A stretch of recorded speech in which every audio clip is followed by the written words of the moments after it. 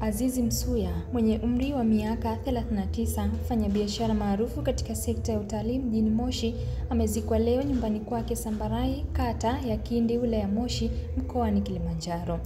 Mfanyabiashara huyo katika sekta ya utalii aliyeaga dunia baada ya kujinyonga kwa kutumia kamba ya katani nyumbani kwake katika kata ya Kindi, tarafa ya Kibosho, wilayani Moshi, mkoani humo, ambapo tukio hilo la kusikitisha linadaiwa kutokea majira ya saa 2 kamili asubuhi Oktoba 2 mwaka huu.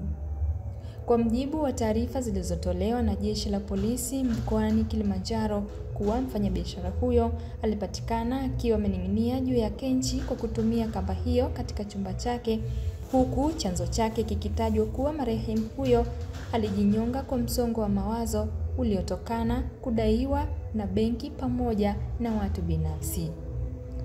Wakizungumza katika mazishi hayo, jamaa na marafiki wa karibu wa marehemu wanaeleza.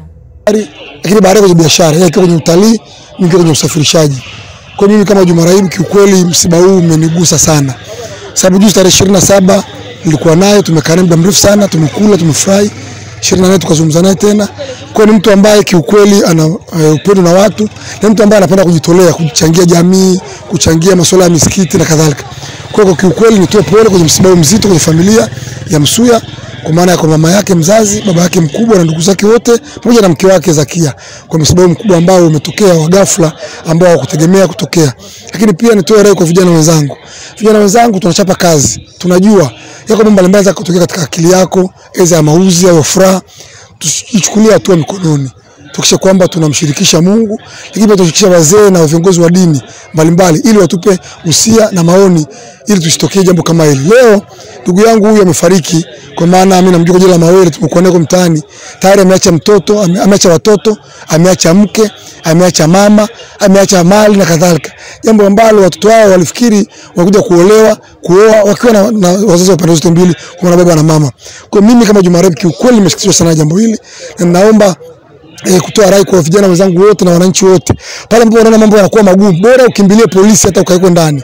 Bora ukimbilie msikitini, bora ukimbilie hata kanisani, bora ukimbilie popote pale ambapo unaweza kupata ahueni kuliko kuchukua hatua kubwa kama hii ambayo mwisho wa siku familia ibaki yenyewe, na jambo ambalo sio sawa sana.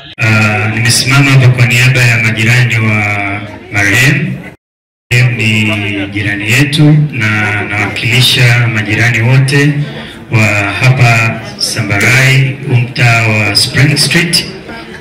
Na kwa kweli marehemu tumeshirikiana naye kwenye vitu vingi, ikiwemo utengenezaji wa miundombinu ya mtaa wetu na vitu vingine. Ameshirikiana kwenye kila hali ya furaha, huzuni, alikuwa mstari wa mbele.